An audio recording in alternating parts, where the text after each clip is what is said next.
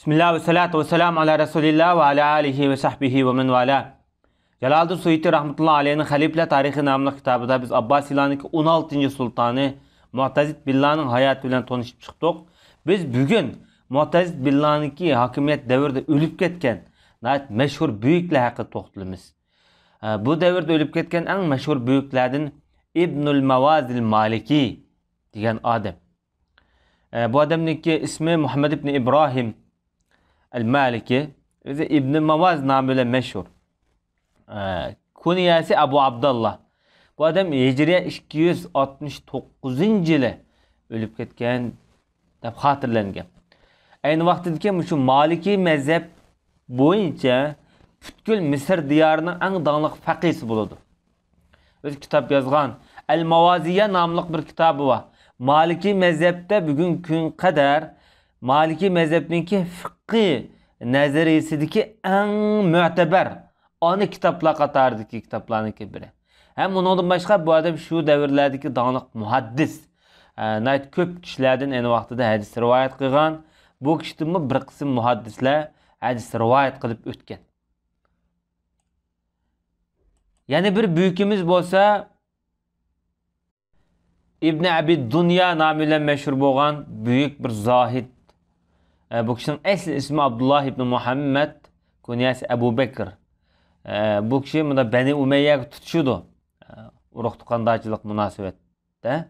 Bu adam Hicriye 208 yıl doğulup Hicriye 281 yılı ölüp ketken.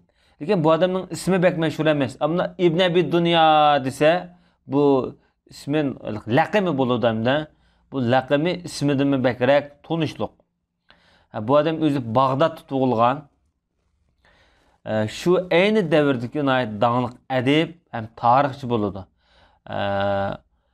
Mu'tazid Billah'ni kichik vaqtida mushadam tarbiyalagan. O'g'li Muktafi Billah'ni mushadam tarbiyalagan. Muktafi Billah keyingi xalifalar hamdi. Demak bu ikki xalifaninki ustozi bo'ladi bu adam.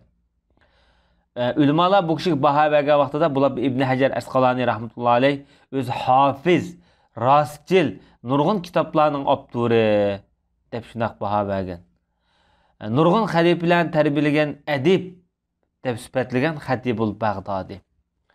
Demak bu adam bir odamni kuldira oladigan, yig'ilta oladigan ash darajada karizmalik psixikalik bir touch magnet kuchuna ait yuqori büyüklerden. Bu adamniki kitaplarının köpliginden 217 payet kitap bezganligi xotirlangan. İmam Zahabi rahmetullahi alayh İbn Abi Dunya'ni sifatlab ajoyibat g'aroybat to'lgan shaxs degan. Mushu zohidlik haqida, taqvolik haqida, mush ruhiyat, ma'naviyat munosabatlik kitapları köp yozilgan. Bo'lapmi mushu odamningki mana psixikalik holatlarini tanishadigan, o'ngshaydigan, tarbiyalaydigan tarafda bugungi kun qadar mush odamningki kitoblari muhim o'rinda turdi. Yani bir büyük İsmail Qazi degan kishi, asli ismi İsmail ibn Ishaq namıyla meşhur. Bu zat Bağdatningki aynı vaqtdagi dağınıq qazisi. En köp hadis rivayet qilgan şu devirdeki muhaddislerden sanıldı. Tige bunda mezhep cihette Maliki mezhepke tava. Hicriye 199 yılı tug'ilgan bu adam. Şu aynı devirdeki dağınıq muhaddislerden hadis öğrengen ve anlagan. Bu adamның buna köp şagirdleri var hadis ilmida. İlmi cihetten ilbetqa vaqtida bu adam özüne faqih, şu mezhepten yaxshi tushungan puxta musanniflardan. Hadis ilmida kitapları var, Kur'an ilmida kitapları var degandek. Hatta şu Muvatta'ni qayt bu adam ratlab yezib chiqqan, to'plab chiqqan ayni vaqtida. Keyingi mezgillarda şu Bag'dodniki qozilik mansibida o'ltirib şu davrda barmaq sanıgıdek bir ulamalarga aylangan Iroq tavallikida. İmam Zahabi rahmetullahi alayh dağınıqlarning tarixini yozgan vaqtida nihoyatda to'g'ri baho berdi. Ajoyib. Baq xislatni shu peti bayon qildi. Nachar xislatni shu peti bayon qilib, to'g'ri ifodalay oladi. İmam Zahabi bu odam to'g'riliq gap qilib 22 yil Bag'dodning qoziligini qilgan. Bundan burun Bag'dodniki Sharqi darvoza tarafning qoziligini qilgan. Maliki umumiy cho'ng qozilikdan keyin burun kichik bir mahalliy qozilikda bu. 246-yil qozilik qilganda o'sha Bag'dodning Sharq darvozasi. Bag'dodning har bir shahri har bir ishki bir shahar ayni vaqtida. O'zi hurmatga sazovor bir hashamatchilikka chiqib turadigan hayvatli o'zing ish izlarini aytdi katta jidal majro masalalarda o'zing so'zini ayt oliy odam edi dedi. Bundan biz nimani ko'rmaymiz deganda bu odamning qozilik mansabga ayt muvofiq qo'yilgan odamlikdan chiqib turibmiz. Bunda haybati yo'q, suri yo'q, bu qapqaning bezi yo'q odam o nimada qozilikda o'tirolmaydi. Yavaş, ayol mijaz, tatindigan, manda adamni qozilik qancha ilm bo'lsin qozilik chiqarib qo'ysak, o qozilikningki hududdan chiqib bo'lmaydi. İlim bulaş bilan birga, taqvolik bulaş bilan birga bu odamda bir sur bulash kerak. Bu Alloma 282-yili Zilhijja oyida tuyuqsiz o'lib ketgan. Yani bir kishi Haris ibn Abi Usama Tamimi degan büyük, asli ismi Haris ibn Muhammad ibn Abi Usama. Çoğun dadısınki familiyasi bilan mashhur bo'lgan. Bu zat Arablarning Tamimi, Bani Tamim qabilasidan bo'ladi. Bag'dodda yashagan büyük Alloma o'zining Musnad nomli kitobi bor. Bu kishimi ayni vaqtdagi nurg'un ustozlar o'qigan. Masalan, hozir biz gapini qilgan Ibn Abi Dunya bu odamniki shogirdlardan bo'ladi. Mesela Muhammad ibn Jarir at-Tabari mashhur mufassir, tarixchi. Bu odamningki shogirdi bo'ladi. Ustozlar mesela İmam Vaqidi deymiz, büyük mashhurroq ustozlarda bu odamniki. Qatorliq kishilar. Shogirdlarim nihoyat zo'r, ustozlarimiz bir-biridan nihoyat sarxil. Ulamolar baho bergan vaqtida ishonchlik, rostchil degandek baholarni bu odamga yog'dirib o'tgan. Ammo lekin ba'zi bir qism muhaddislar ojizroq degan ko'z qarashni yoqlagan. Demak, hadis olimlari orasida bu odamga qarata berilgan baho ikki xil. Ba'zilar rostchil ishonchli desa, ba'zilar ojiz deb. Ojiz deb qaragan hadisni qabul qilmaydi. Rostchil ishonchli degan tarafini qabul qilganlar hadisni rivoyat qiladi va qabul qiladi. Ama İmam Zahabi rahmetullohi alayhi bu odamniki ojizroq degan gapni bu taxminiy parang, amaliyotchilikni ko'zdan xoli qilgan deb bu so'zga qarata raddiya bergan. Hatta bu odam chatoq yo'q odam, magistr bo'ladi herhalde deb bu qo'llash tarafdori bo'lgan undaqda. Bu kishi Muhammad ibn Sa'd degan dаңlıq bir tarixchi var. Tabaqatul Kubra nomli kitobi var. Sahabalarning tarixlari haqida yozilgan, tabiinlarning tarixi. Shu kitobni rivoyat qilgan raviylarningki biri bo'ladi. Bu kitobni keyin Muhammad ibn Jarir at-Tabari rivoyat qilgan. Muhammad ibn Jarir at-Tabari Tarix at-Tabari degan kitobda ko'pincha mushu kitobdagi rivoyatlardan ko'proq foydalangan.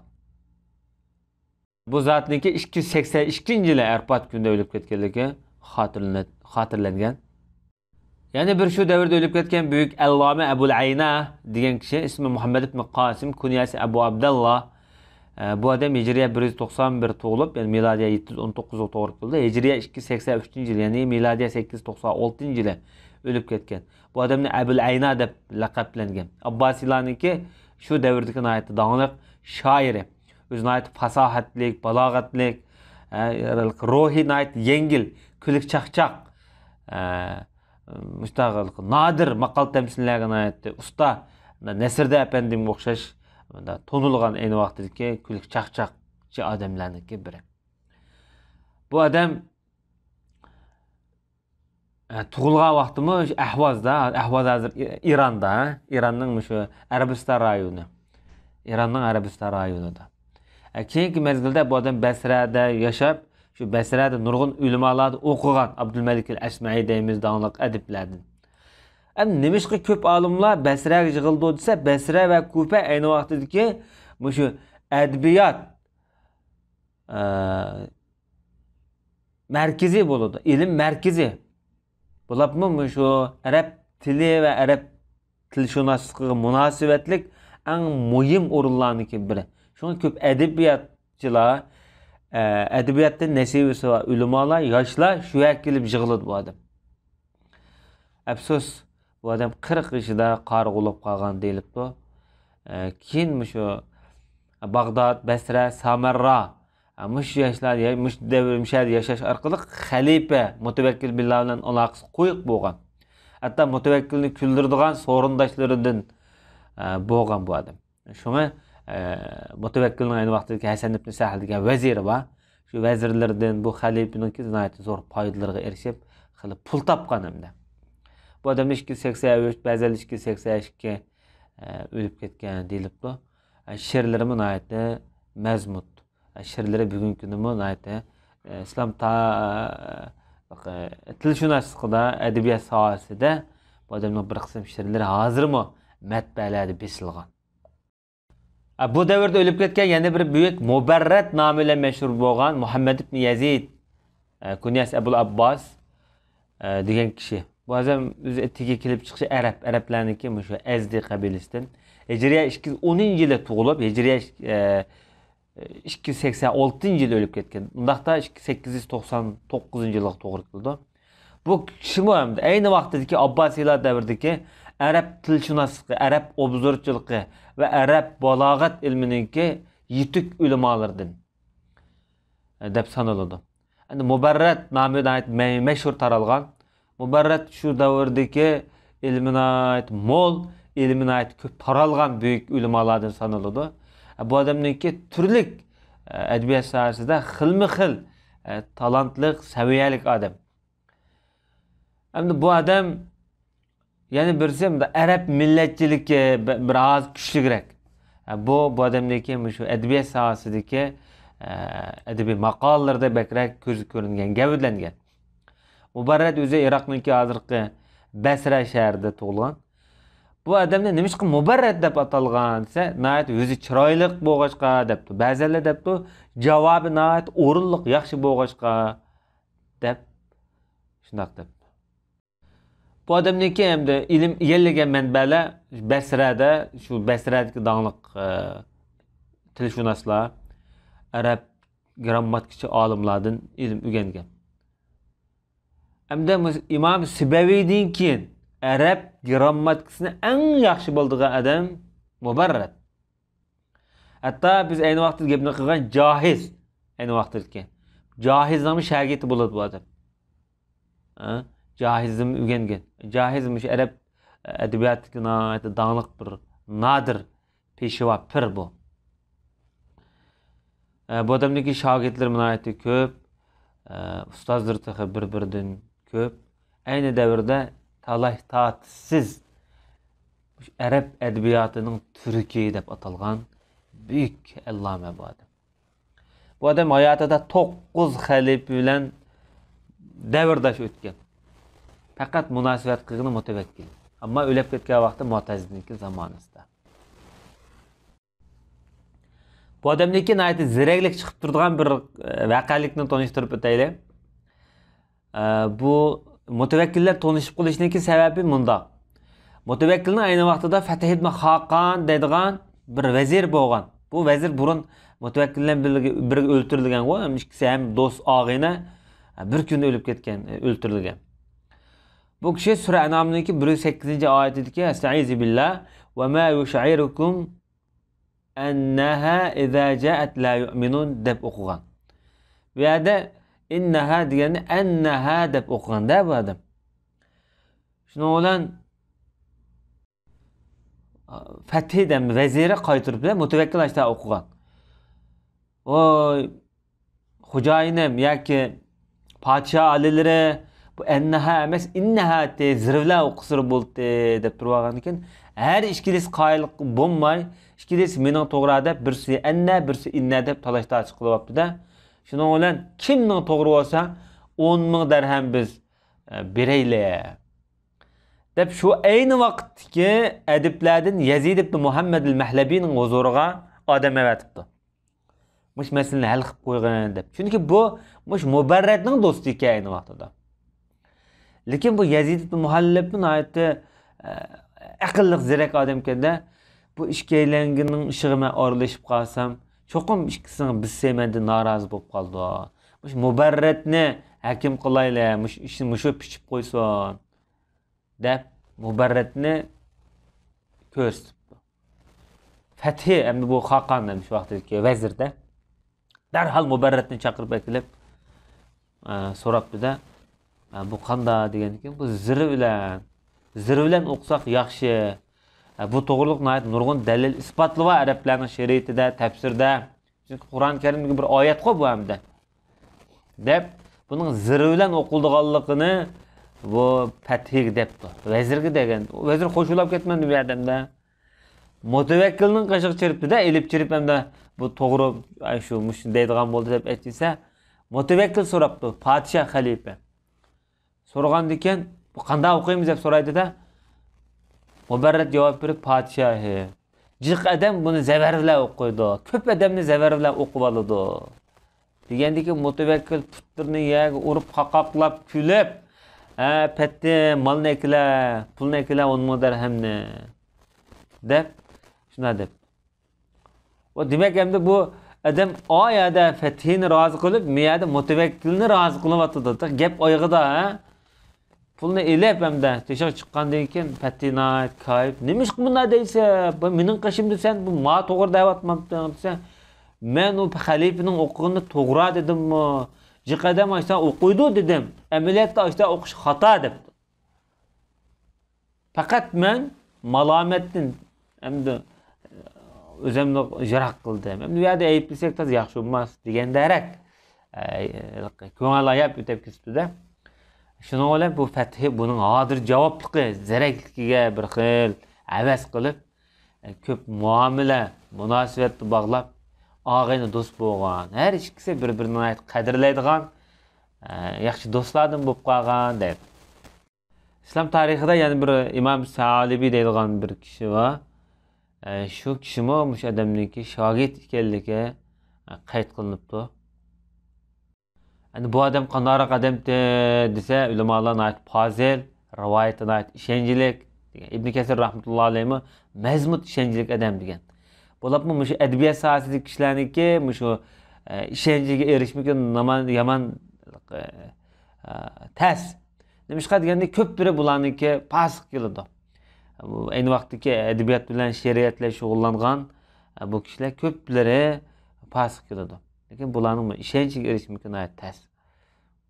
Yaqutul Hamaviy degan zot arab tilshunosligining peshvosi, Bag'doddagi grammatikchilarning ustozi. Bu odam shu keyingi davrdagi ulamolarning peshvosi degandek baholarni bergan. O'zining hifz quvvati bilan yaxshi, fasohat kuchli, xatlarni chiroyli. Nurg'un shoirlar keyingi mezgilda bu odamga yaxshi baholarni berib maqtagan. Masalan, hozir Arab dunyosida Al-Kamil fil Lugha vel Adab nomli bir kitobi bor. Arab adabiyotida yozilgan mukammal, eng nadir 4 asar deb sifatlangan shu 4 asarninki birsi. Mush kitobning avtori bo'ladi bu odam. Xo'sh, undaqda Mubarrat to'g'riliq mushunchalik tanishib chiqaylar. Uningdan boshqa bu davrda o'lib ketgan buyuklardan Abu Sa'id al-Kharraz nomi bilan mashhur bo'lgan bir buyuk va ismi Ahmad ibn Isa. Aynı davrdagi ahli sunna vel jamoa ulamolarining biri. Hijriya 3-asr tasavvuf, sunniy tasavvuf batil, xurafiy tasavvufchilar emas. Sunniy tasavvuf peshvolarining biri bo'ladi ayni davrdagi. Buni Abu Abdurrahman as-Salami degan odam sifatlab, ayni davrdagi katta ustoz, katta peshvo. Bu odam mush tasavvuf ilmininki pana va baqo ilmida tunji bo'lib so'z ochgan buyuk dedi. Bu pana va baqo tasavvuf ilmidagi bir atalg'u, istimoliy atalg'u. Buni ahli sunna va jamoadagi kuchli praktik kishilar buni tanqidlaydi. Tasavvuf ilmiga nisbatan albatta vaqtida Junayd Bag'dodi, Abu Sa'id al-Kharrazlar ahli sunna va jamoaga tabi eng pokiz tasavvufchilar sanaladi bular. Bu adamni sifatlagan Ibn Tarsusi tasavvuf ilmining iyi deb, ay deb sifatlagan. O'zini aytdi taqvo, nazorat, bu nazorat muroqaba deymiz. Bu nazorat degan bo'ldi, qalbiy ko'z tutish, o'zining Xudoning davomli ko'z turishini o'ylab turadigan bir ilm shumi. Ondan nafs bilan kurash qilish deymiz. Mushu jihatda tonilgan peshvo sanaladi. Bu odamning aytgan ko'p hadislari bor, sanatlik rivoyat qilgan. Shu davrdagi buyuk ulamolardan masalan İbrahim ibn Adhamniki İbrahim ibn Beşar degan do'st bo'lgan, shulardan hadis rivoyat qilgan. Zunnun al-Misri bilan do'st aloqa bo'lgan. Zunnun al-Misri mo hali buyuklardan o mesela ayni vaqtda tarixi o'tdi. Bu adam 277-yili o'lib ketgan debdi, eng to'g'risi 286-yili. Bu adamniki qabrisi hozirgi Mavsilda, Iroqning Mavsil shahrida. Bu adamniki tarixini nəhayət izchil, texmi to'g'ri mukammal egallasam bo'ldi deydigan do'stlar. İmam Zahabi rahmetullohi alayhiniki Tarixul İslam, A'lamun Nubala nomli kitobiga murojaat qilsangiz bo'ladi. Nəhayət mukammal baholarni bergan. Bu davrda o'lib ketgan yana bir buyuk alloma İmam Buxturiy degan kishi Hijriy 204-yil tug'ilib, Hijriy 280-yil o'lib ketgan. Kunyasi Abu Ubad, asl ismi Valid ibn Ubayd at-Ta'i. Bu Abbasiylar davridagi nəhayət danglik shoir. O'zi mush arablarniki Tay qabilasidan bo'ladi. Tay qabilasi. Tay qabilasi hozirgi mesela Shammar deymiz, Muhaysini deymiz. Mesela Muhaysinilar shu Tay qabilasiga tava kishilar. Mushulardan. Bu adam ayni davrdagi 3 oltin deb atalgan shoir va mutanabbi Abu Tamam Buxtari deb. Mana mushu kishilarningki bir sanaladi. Ya'ni mutanabbilar ayni vaqtizga bir xil sanaladigan ulamolarniki. Abul Ala Ma'arri adı Suriyaniki Ma'arrada danglik shoir faylasuf bu ayni vaqtizga. Bu adamdan so'ralganki kim bakrak shoirmish uchaylarni desa, Mutanabbi bilan Abu Tamam Hakim debdi. Ammo haqiqiy shoiri Buxtari deb atagan. Bo'lmasa Mutanabbiniki nomi mashhur hozir qadar. Bu odam hozirgi Suriyaniki Halabning Munbejda tug'ilgan. Bu adamniki she'riy talanti, kichkidillar mayt ko'z ko'rgan boshqa keyingi mezgilda Hims qaytib shu Himsda ilm bilan shug'ullangan bu adam. Hamda ayni davrda bu adam shu Arab ayni davrdagi Abbasiylarniki xalifalar Mutawakkil, Muntasir, Musta'in, Mu'taz qatorli xalifalar bilan davrdosh bo'lib munosabat o'tirib, yana o'rda shoiriga aylangan. Shu davrdagi vazirlar bilan, valiylar bilan, amirlar bilan, amir lashkarlar bilan yaxshi munosabatlarni o'rnatgan bir mashhurlardan bo'ladi. Ammo lekin bu adam shundoq ko'p xalifalar bilan munosabat qilgan bo'lsa-mu, o'lib ketgan vaqtida nayt ko'p qarzdor bo'lib qolgan ekan. Bu odamni nimashqa Buxturiy deymiz desa, Buxturiy degan gap ayni vaqtida shu mashhurroq arab tilida ishlatilgan nayt paka adam degan bo'ldi ekanda, shunga buningga laqab qo'yib pakinak deb shunaq degan. Buxtariyninki she'rlar to'plami bor, ayni vaqtida nayt ko'p bilingan. Buni Abul Ala Ma'arri ayni davrdagi shoir. Bu odam she'riyligan Obsul Valid nomli ism bilan. Bu adamdagi she'rlari ayni vaqtida shu muzikaga silinib o'rindildigan bu she'rniki umumiy zavqi estetik sog'lom odamga zavq beradigan she'rlarni yozgan. Ma'nilari bak kuchli emas, bak ojiz, yumshoq emas, so'z tanlash uslubi yiqimliq, yiqishliq holatda deb tasvirlangan.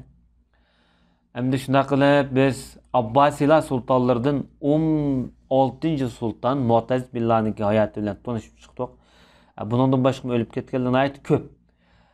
Shundaqmi Mu'taz billahniki 15 balasi bo'lib, 4 o'g'il, 11 qizni qoldirib bu dunyodan xo'shlashgan. Demak, shunday katta buyuklarni dunyodan ketadi, o'lib ketadi, hech qanday iz qolmaydi. Bizmi o'lib ketamiz. Demak, bu tarixlarni o'qishdagi maqsad faqat ma'lumotni egallash emas, ma'lumotni bilib qo'yish emas. Tarix tekrarlandı deydigan bir felsefe var. Tarix aynen şekil cihette tekrarlanmısmı? Mahiyet cihette çokum tekrarlandı. Biz bunda tarixlarni o'qish orqali biz şu tarixdagi şu büyüklerini ketkizib qo'ygan taraflardan ibret alamiz. Ularning güzel taraflardan biz zoq elib, bizim kelgusimizga qarta biz xarit sizib, yo'l sizib mangamiz. Biz undaqda o 7-ci xəliflərniki tarixlar qanday bo'ladi, bu davrda qanday ishlar yuz berdi, biz keyin qismda ko'rishaylik. Va sallallohu ala nabiyina Muhammad va ala alihi va sahbihi ecmaîn.